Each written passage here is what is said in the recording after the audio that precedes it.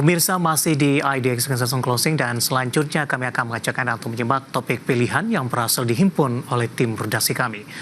Di mana seiring dengan upaya untuk meningkatkan pendalaman pasar modal, Bursa Efek Indonesia menargetkan tambahan 2 emiten mercusuar atau Lighthouse untuk menggelar IPO di sisa tahun 2025.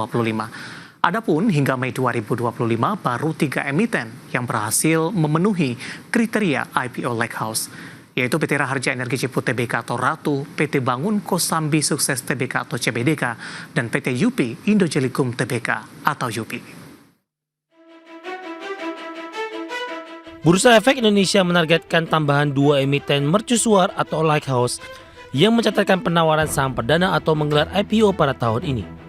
Untuk mengejar target tersebut, Bursa Efek Indonesia pun mulai menerapkan pendekatan aktif untuk menjaring lebih banyak perusahaan berskala besar untuk menggelar IPO. Strategi yang dijalankan oleh pihak BEI mulai dari coaching klinik, one-on-one meeting, hingga networking event yang mempertemukan calon emiten dengan pelaku industri pasar modal. Direktur Penilaian Perusahaan BEI Igede Nyomanyetna mengatakan bahwa upaya tersebut ditujukan untuk mendorong perusahaan dengan aset besar agar memanfaatkan pasar modal sebagai sumber pendanaan jangka panjang. Pendekatan langsung dinilai penting guna membangun kepercayaan dan membantu perusahaan memahami proses serta manfaat IPO. Langkah ini menjadi bagian dari strategi BEI untuk meningkatkan kualitas pasar modal domestik dan memperkuat likuiditas.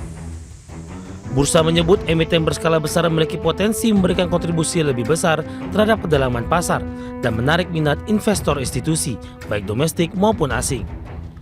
BEI sendiri menetapkan target minimal pencatatan 5 IPO Lighthouse hingga tahun 2025. IPO Lighthouse merujuk aksi korporasi berupa penawaran umum perdana saham dari perusahaan kakap dengan kapitalisasi pasar di atas 3 triliun rupiah dan porsi saham publik minimal 15%.